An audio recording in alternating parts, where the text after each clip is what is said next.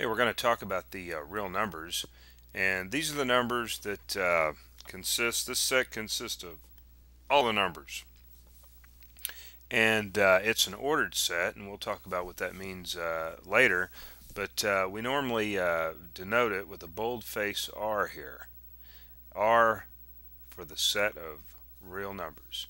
All right, well, let's look at the set of real numbers and what they consist of. I've written out this diagram here to give you an idea of the relationship of the real numbers. Now, the first numbers that we've learned when we started learning about numbers was n, and n represents the natural numbers. And this is what that set looks like.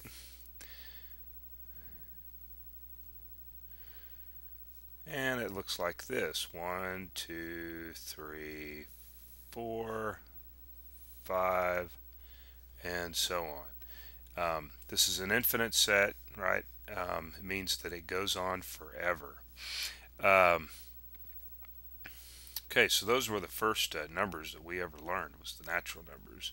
And then they threw in this thing called the whole numbers, and the only difference between the whole numbers and the natural numbers is they added 0 to the set. And we usually denote that with a boldface W, and it's just 0, 1, 2, 3, and so on.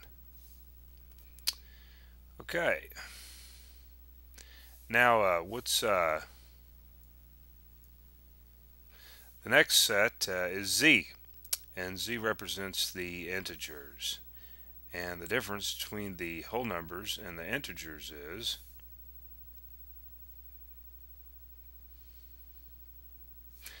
well, let's label 0 here. So it consists of the whole numbers and the natural numbers, and so on. And they added the negative numbers to it.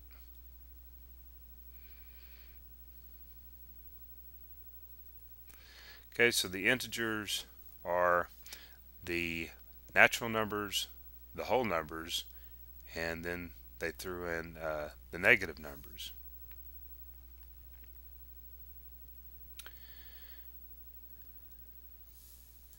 Now, out here, which we just call I, or actually we better call it Q.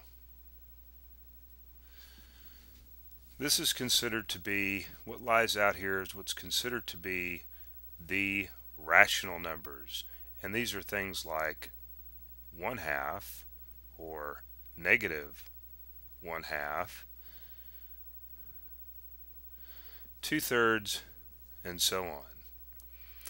And so this is like all the fractions.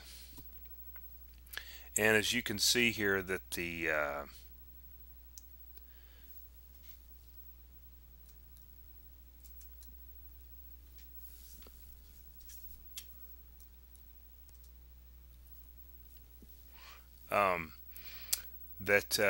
these rational numbers are made up of integers. Alright, so the 1 is an integer and the 2 is an integer, right? So it's a ratio of integers, and then some of them are negative. Now, what is out here, I will call this set I here.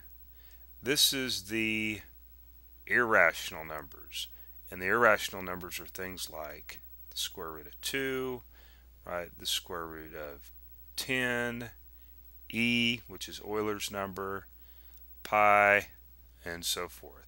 So if they're not rational, then they are considered to be irrational.